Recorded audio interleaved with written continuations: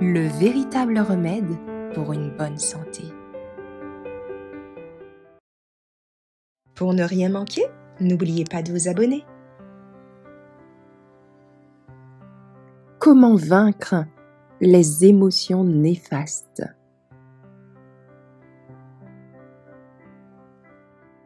Nous pensons souvent que, pour être en bonne santé, il suffit de manger correctement et de faire de l'exercice.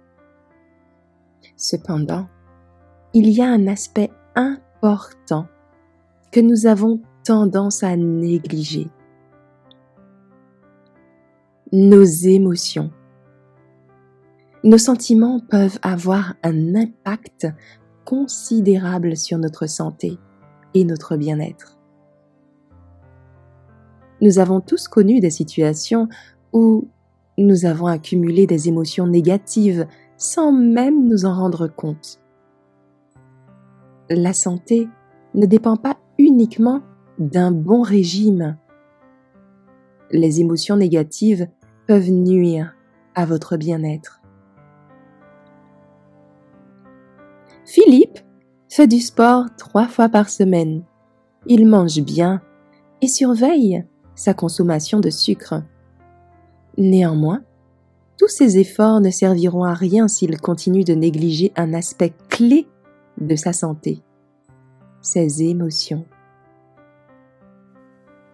Philippe est un être courroucé qui déteste son travail, déteste le fait de faire de trajets pour s'y rendre, déteste le fait qu'à 3 reprises, on a refusé de le considérer pour une promotion.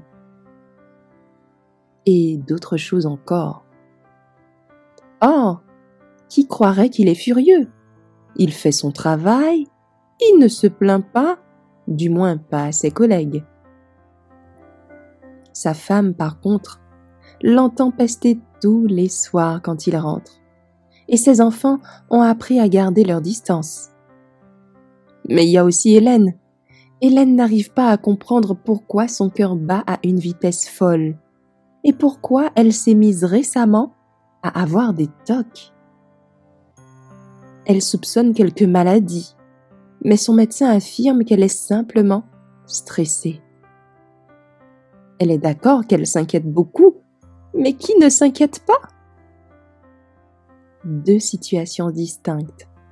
Philippe déteste son travail, s'en plaint tous les soirs en rentrant chez lui. Hélène, si anxieuse et stressée en permanence. Ces 2 scénarios ne décrivent pas quelqu'un en particulier, mais des situations courantes dans lesquelles bien des gens accumulent sans s'en rendre compte une montagne d'émotions destructrices. Ces émotions peuvent nous déstabiliser, nous épuiser, tant physiquement que mentalement, affectant ainsi notre santé.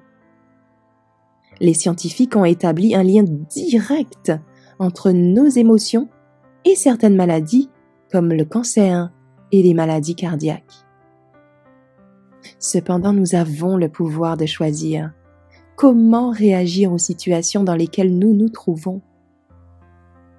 Des pensées saines engendrent un bien-être physique et émotionnel accru. Comment pouvons-nous réagir plus sainement aux situations dans lesquelles nous nous trouvons? Nous vous proposons maintenant 4 clés, 4 réponses qui se trouvent dans la Bible. Oui, la foi est aussi un remède de Dieu. Premièrement, confiez-vous à Dieu. Dans vos prières, vos inquiétudes, vos soucis. Il nous dit dans sa parole, en 1 Pierre 5, versets 6 et 7, « Déchargez-vous sur lui de tous vos soucis, car lui-même prend soin de vous. » Humiliez-vous donc sous sa puissante main, afin qu'il vous élève quand il en sera temps, vous déchargeant sur lui de tous vos soucis, parce qu'il a soin de vous. Les épaules de Dieu sont bien plus larges que les vôtres, que les nôtres, et il souhaite vous aider à porter vos fardeaux. Confiez-vous à Dieu. Deuxièmement, pratiquez la gratitude. Dieu nous dit dans sa parole, « Soyez toujours joyeux, priez sans cesse, rendez grâce en toute occasion, car telle est la volonté de Dieu en Jésus-Christ à votre égard. » Concentrez-vous sur ce que vous avez reçu. Ne soyez pas négatif. La gratitude est aussi une clé, une réponse contre des pensées néfastes. Troisièmement, encouragez les autres. Nous concentrer sur autrui nous aide à nous détacher de nos propres problèmes et affermit les autres.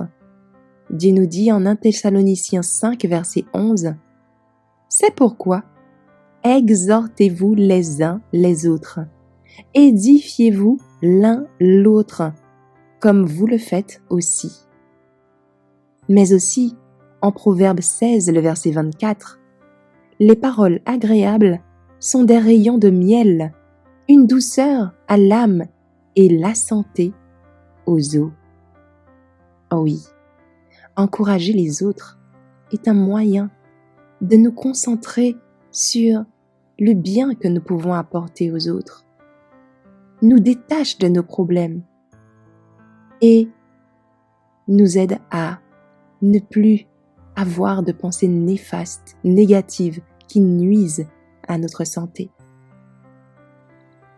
Quatrième point, baisser le volume. Pour être spirituellement et émotionnellement sain, il faut se concentrer sur ce qui est le plus important dans la vie et d'éliminer les distractions. En Matthieu au chapitre 6, les versets 25 à 34, il est dit « C'est pourquoi je vous dis, ne soyez point en souci pour votre vie, de ce que vous mangerez, de ce que vous boirez, ni pour votre corps, de quoi vous serez vêtus. La vie n'est-elle pas plus que la nourriture et le corps plus que le vêtement? Regardez les oiseaux de l'air, car ils ne sèment, ni ne moissonnent, ni n'amassent dans les greniers. Et votre Père céleste les nourrit. N'êtes-vous pas beaucoup plus qu'eux? Et qui est-ce d'entre vous qui, par son souci, puisse ajouter une coudée à sa taille? Et pour ce qui est du vêtement, pourquoi en êtes-vous en souci? Observez comment les lys des champs croissent. Ils ne travaillent ni ne filent. Cependant, je vous dis que Salomon même, dans toute sa gloire, n'a point été vêtu comme l'un d'eux. Si donc Dieu revêt ainsi l'herbe des champs, qui est aujourd'hui, et qui demain sera jetée dans le feu, ne vous revêtira-t-il pas beaucoup plutôt, ô gens de petite foi? Ne soyez donc point en souci, disant que mangerons-nous, que boirons-nous, de quoi serons-nous vêtus? Car ce sont les païens qui recherchent toutes ces choses. Et votre Père céleste sait que vous avez besoin de toutes ces choses-là. Mais recherchez premièrement le royaume de Dieu, sa justice, et toutes ces choses vous seront données par-dessus. Ne soyez donc point en souci pour le lendemain, car le lendemain aura souci de ceux qui le regardent. À chaque jour suffit sa peine. L'un des plus grands dons que Dieu nous a fait est notre capacité à choisir comment nous allons réagir à ce qui se passe autour de nous, par nos pensées, nos émotions, notre comportement. Il est temps de cesser de dériver, de réagir passivement à ce qui provoque du stress dans nos vies. Dieu veut que nous vivions dans la joie et non que nous subissions des effets toxiques d'émotions destructrices.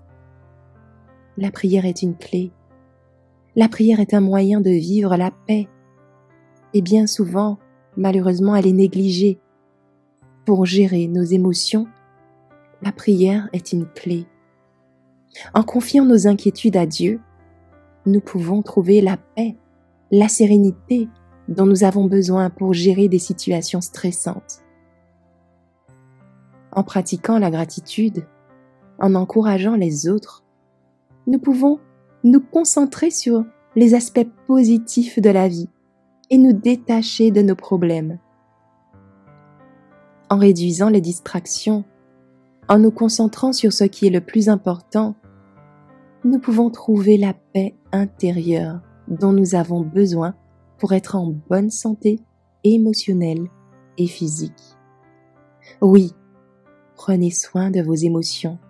Ne négligez pas la prière et les clés bibliques pour gérer les émotions négatives.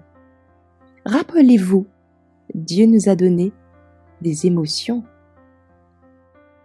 Mais il nous demande de choisir d'utiliser ces émotions de manière positive pour prendre soin de votre santé, de notre santé et du bien-être de tout un chacun.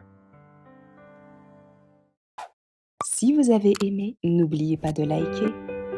Rejoignez-nous sur baumgalade.org.